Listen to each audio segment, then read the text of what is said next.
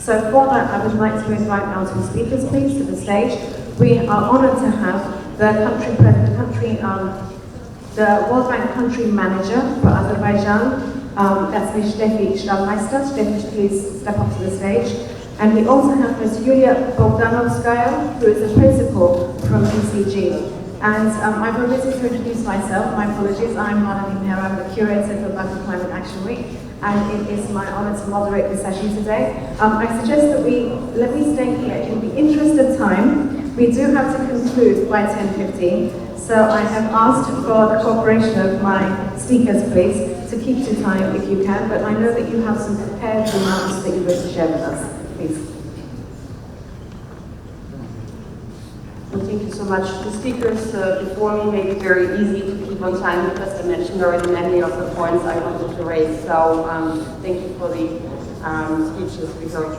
Now, I think we all know about the impact climate change has on human development. We see the pictures on TV or even also in Azerbaijan of hurricanes, floods, droughts impacting humans, displacing millions in the world, and will continue to do so. But I think what is often not appreciated is the role human capital and human development can play in dealing with climate change and helping us to address the risk of climate change going forward. Now, you asked me what are the challenges in Azerbaijan and what we do. So let me highlight, let me focus on education and skills. Social protection, the minister mentioned already the great progress and programs already underway. Now, in Azerbaijan, the good news is that Azerbaijan was one of the top improvers in our human capital index between 2010 and 2020. So clearly there are huge improvements, but Azerbaijan is still lagging behind its regional peers and other countries they're striving to follow. And let me first take a focus on education. Education is universal in Azerbaijan, access. But I think the quality, basically 4 years of schoolings are lost because of the quality of education. So clearly right now the education system is not really preparing the youth of this country to the new challenges that we will all face in order to manage the green transition successfully. So that is clearly one area where focus, like in other countries, will need to be made. Then of course, health is another issue where, like in other countries, non-communicable diseases are accounting for the majority of most of the healthy lives lost in this country. Again, Azerbaijan is not alone here, but we can all, I think, learn from each other how this can be tackled to make sure that we're using human capital we have most successfully. Now, another area where Azerbaijan may be lagging behind a bit certain countries is on the use of this full human capital. Disproportionately, women are in less productive jobs than men. And here the government has repealed the labor code in 2022 and opening 674 jobs or occupations which were reserved only for men to women. So this, of course, will allow Azerbaijan to use the potential of human capital to master the green transition. Now, behaviors change slow, so of course not all women will immediately go into these occupations, but we think that was a fantastic step Azerbaijan took to make that happen. Let me just focus on maybe skills development, which the minister mentioned as well. I think a green transition creates lots of potential for Azerbaijan to reskill its labor force. But Azerbaijan right now is in this low productivity, low skill cycle. So the jobs, there are not enough jobs in the non-oil sector, and therefore there is not that much demand for skills jobs. Therefore, there's an underutilization of the skills the country has, and therefore there's also a low return to education. If there's a low return to education, young people will not go to university because they're never going to get the money back they spent on the university. So I think that vicious cycle needs to be broken, and I'm confident that some of the initiatives we heard today will help to do that. And of course, we heard also on the reskilling. I think that's an important area where we need to focus on in the country. Now, the World Bank is supporting the Ministry of Labor actually on this employment support program, where the government is focusing on reskilling and upskilling the workers and creating jobs, including in greener jobs. And we're hoping that that will help to improve the human capital of Azerbaijan and to take full advantage of the green transition and the opportunities it offers for Azerbaijan and other countries. Thank you. Very much. That's very comprehensive. That's excellent. Thank you very much, Debbie. And for keeping to time, I'm pleased that you brought out some of the gaps, and in particular on the gender differentials, but importantly also the advances, how that is being corrected. And as you note, I mean, there is this big gap. Historically, a country that was focused largely on the oil economy, and now moving into creating jobs in the non-oil sector. So, you know, immense challenges, and that's actually one of the things that we're going to be discussing in the next sessions. So I hope that collectively we'll be able to come up with some good ideas to take forward this transition, this human capital transition. But you provided the national context, and I'm going to come to you now, Julia, for the international context, because I know that BCG has produced an extremely good report benchmarking what's happening, how we understand human capital, so the terminology, and then what's happening in other parts of the world. So over to you for your presses of the reports and its findings. Thank you, Malini. Oh, wow. Thank you, Malini. Happy to step in, and I'm very honored to be speaking with all of you today at such an important time for our planet and for our economies. I'm a BCGer, and I'm happy to add an analytical lens to the issue that we're discussing today, to the green skills gap. And I would like to highlight a few key messages from the recent report that Boston Consulting Group published on the green skills gap.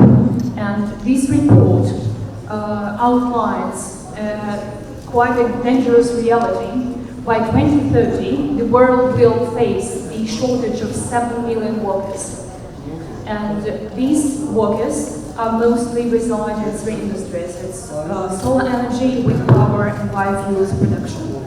And what's even most important, that this shortage might delay our destination or our achievement of 1.5 global climate target, jeopardizing not only the environment, but also the economic opportunity that sustainable future promises.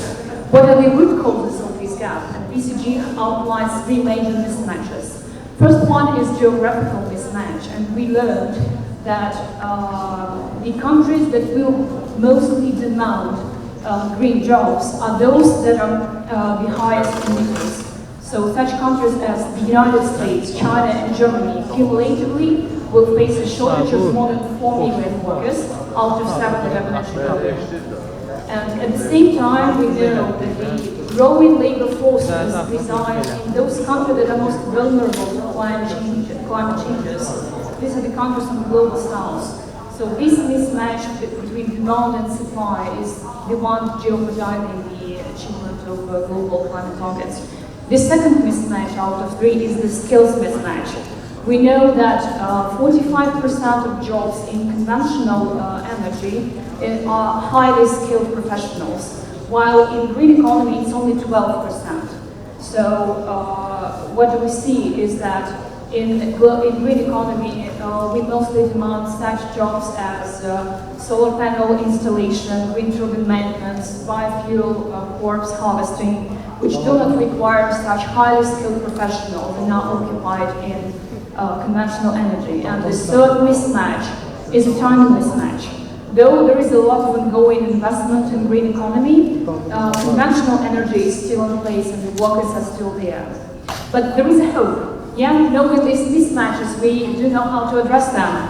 And BCG outlines two major strategies that very much echoes what Steffi highlighted already. The first strategy is upskilling and reskilling. Yeah, and here we have fantastic examples of UK, for example. UK established UK Skills Development Agency that helps transition for workers from fossil fuels to green economy. Another great example is India Skills Council for Green Jobs that helps people to gain green jobs and being demanded on the market. But upskilling and reskilling itself won't help us alone. As I mentioned, there are other mismatches. And the second energy that goes hand in hand with the second strategy that goes hand in hand with the first one is targeted skills migration. And here we also have best practices that Azerbaijan can adopt. Is the program of bilateral skills partnership that Germany established with Nepal. So Nepal workers are trained within the unified framework, both for domestic and international market, and there is a migration pathway that Germany established for Nepal workers to travel conveniently to Germany. Another good example is, well, the US H-2B visa that allows temporary workers to come in for such green initiatives like reforestation. So as far as you can see, the green transition is as much about people as about investment and technology. But to be able to drive this technology, Azerbaijan needs to bring proper workforce in place. And what are the three levers that can be pulled for this? Is on the global level, I believe there is a huge space for international organizations like United Nations and World Bank to facilitate in this unified skills framework and to facilitate in these targeted migration programs. On the country level, there is a space for education initiatives, and green skills should be a part of the education agenda on the country level. And there is also a step that might be taken on the firms level. So firms need to learn how to hire, how to recruit internationally. For example, if BCG wouldn't be doing this, I would be sitting here talking to you. And of course, firms should be also including trainings and reskilling programs for their workers to transition from conventional to green. Fantastic, thank you so much. I think you outlined very well what the mismatch is, as you said, but also what the strategies are for filling that gap. And it's very interesting because of the balance you have to strike between the support for domestic workers and recruiting and supporting domestic talent, while at the same time addressing that can be quite controversial, the migration challenge. Yeah? So I would like to thank you both for those introductory remarks, which have really helped set the scene for us, because now we're going to dive into what this means for the oil and gas sector in particular. So if I would like to invite you to join. Thank you so much. Thank you so much.